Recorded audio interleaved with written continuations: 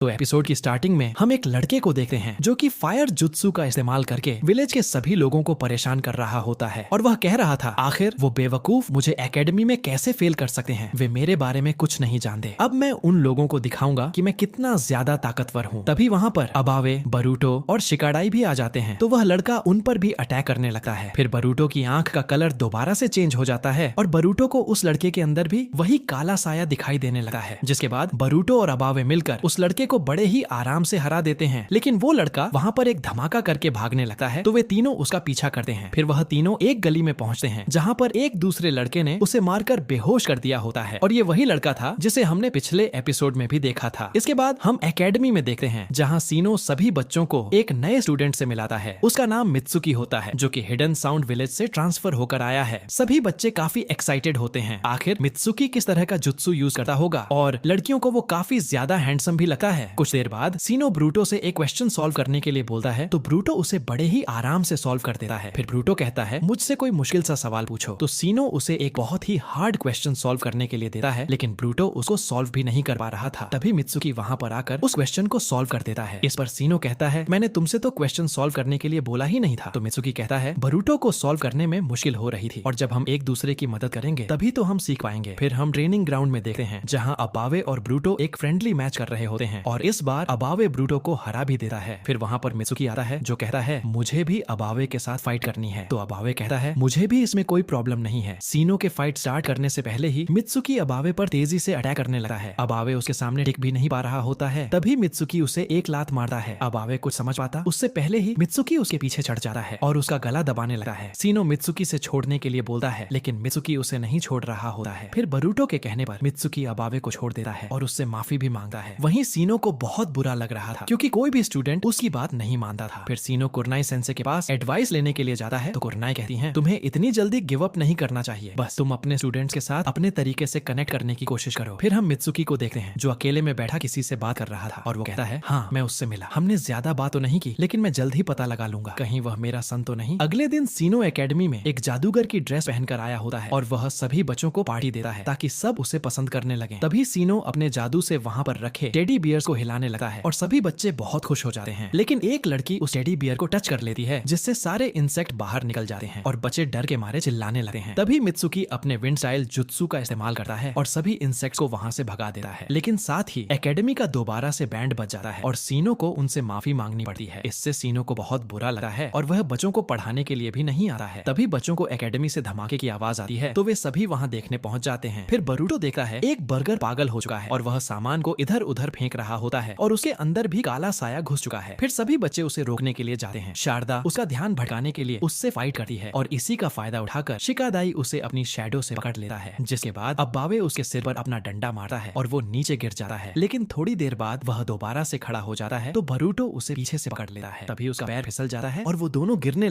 तो मित्सुकी अपने water style jutsu का इस्तेमाल करके उन दोनों को बचा लेता है। वहीं सीनो सोच रहा होता है एक दिन मैं क्लास नहीं आया और मेरे बच्चों की जान खतरे में आ गई, चाहे मैं कुछ भी कर लूं लेकिन उसका कोई फायदा नहीं। फिर एकेडमी के प्रिंसिपल जो अब इरुका सेंसे बन चुके हैं वो सीनो को बुलाते हैं और कहते हैं सीनो अगर तुम्हें बच्चों को पढ़ाने में इतनी प्रॉब्लम हो रही है तो मैं दूसरे टीचर से बात कर सकता हूँ। इसके बाद सीनो को और बुरा लगने लगता है और वह काफी अकेला महसूस करता है। इसी का फायदा उठाकर वह काला साया सीनो के अंदर घुस जाता है। फिर हम एक जंगल में देखते हैं जहां बरूटो, शिकादाई और मित्सुकी खड़े थे और उन्हें वहां पर सीनो ने ही बुलाया था। बरूटो को कुछ भी ठीक नहीं लग रहा होता है। तभी सीनो कहता है तो अब हमारा आखिरी लेसन शुरू होगा और यह एपिसोड यहीं पर खत्म हो जाता है। अगर आप लोग इसका अगला एपिसोड देखना चाहते हो तो कमेंट में नेक्स्ट लिख देना। वीडियो पसंद आई है तो लाइक भी कर देना। मैं मिलता हूँ आप लोगों से बहुत जल्द किसी नेक्स्ट वीडियो में।